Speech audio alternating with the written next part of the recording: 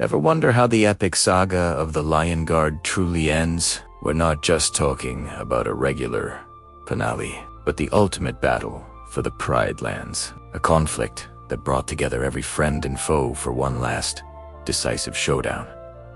This wasn't just another skirmish. This was the end game. Get ready, because we're diving deep into the final, breathtaking battle that decided everything. For seasons, we followed Kion and his guard as they defended the Circle of Life. But all roads led to this. The stage was set for a conflict of legendary proportions. On one side, the combined might of the Pride Lands' bravest defenders. The Lion Guard, the Night Pride, Jasiri's Hyena Clan, Azad's Swiftness, and Jianja's Reformed Pack. On the other, the most formidable army of villains ever assembled, led by the ghost of the most infamous lion of all, Scar, and his cunning second-in-command, the Cobra Ush. This grand army of the Outlands was a terrifying sight. It included Mazingo's vultures, Kaburis, crocodiles, Ray-Rays, jackals, and Shupavu skinks. Their goal was simple and terrifying: to burn the Pride Lands to the ground and take over Pride Rock for good. This wasn't just a grab for territory. It was a war against the very essence of the Circle of Life. The stakes had never been higher. The build-up to this war was masterfully done. Ska, resurrected as a fiery spirit in a volcano, had been pulling the strings all along, uniting the outcasts with promises of power and revenge. His plan was meticulous. He used his vast network of spies, the Skinks, to gather intel and coordinate a massive, simultaneous attack on multiple fronts.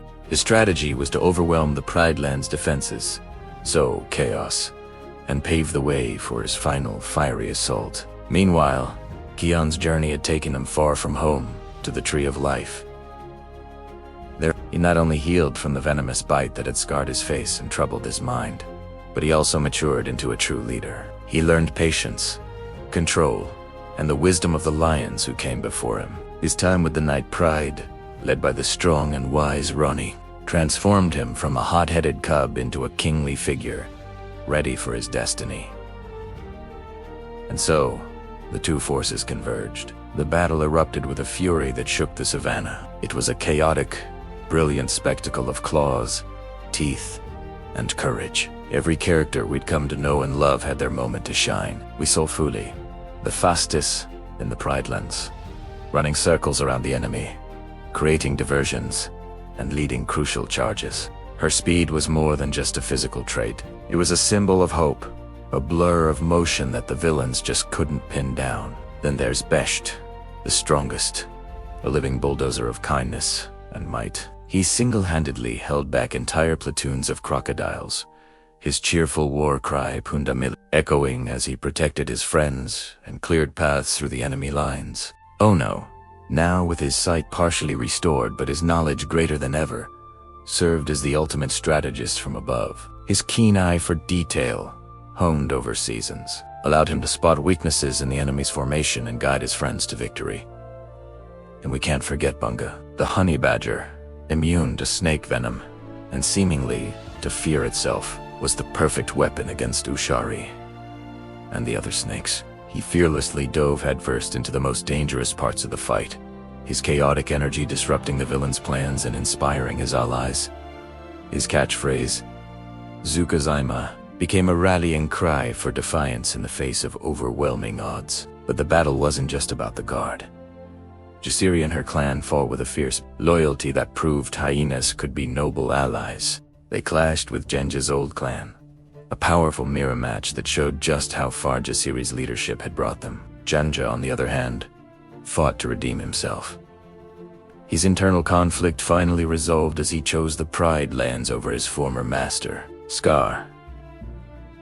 The turning point came when Kion confronted Scar. This wasn't just a physical fight, it was a battle of wills, of ideology. Scar, from his volcanic throne, commanded his forces with malicious glee, believing his victory was inevitable. He taunted Kion, trying to exploit his old anger and turn him to darkness, just as he himself had been consumed by it. But this was a new Kion. He had learned from his past. Instead of letting his anger control him, he used the wisdom from the Tree of Life. He understood that the roar of the elders wasn't just a weapon of destruction. It could be a tool of judgment. In a moment of pure clarity, Kion realized he couldn't destroy Scar, who was already a spirit. But he could judge him, gathering all his strength, and with the support of the lions of the past. Kion unleashed the roar, not with rage, but with righteousness. He judged Scar for his evil deeds, for disrupting the circle of life. The roar didn't just push Scar back, it summoned the great kings of the past.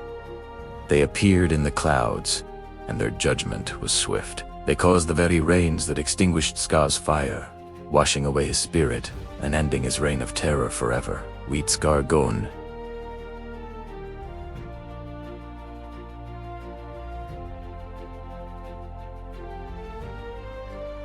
Miss Army's morale shattered, but there was still one final, personal score to settle. Ushari, enraged by his master's defeat, lunged at Kion one last time. In a shocking and heroic act, Bunga leaped in the way. Both he and Ushari tumbled into the volcanoes. Caldera. For a moment, it seemed like a tragic end for the brave honey badger, but Bunga, ever the survivor, emerged from the lava, completely unharmed. Having finally defeated the cobra who started it all, the victory was absolute. The villains were scattered, their leadership destroyed. The Pride Lands were saved, but the story wasn't over. Kion, having fulfilled his destiny, made a profound choice. He passed the leadership of the Lion Guard to Vitani, and her own fierce group of lionesses. Recognizing that the Pride Lands needed defenders who were always present, his own journey, intertwined with Ronnie's, led him back to the Tree of Life. There, they were married, and Kion, the former prince and leader of the guard, became king of the Tree of Life, ruling alongside his queen. It was the perfect conclusion to his arc, a testament to his growth from a cub protecting his home to a king protecting a global sanctuary. The final battle of the Lion Guard wasn't just an epic fight scene. It was the culmination of every lesson learned, every friendship forged, and every challenge overcome. It was a powerful message about leadership, redemption, and finding your true place in the great circle of life. It's an ending that truly resonates, proving that true strength comes not from power, but from wisdom, compassion, and the courage to do what is right. What an incredible finale to an amazing series. Thanks for joining this deep dive into the Lion Guard's endgame. What was your favorite moment from the final battle? Let me know in the comments below, and don't forget to like and subscribe for more content on your favorite animated shows. See you next time.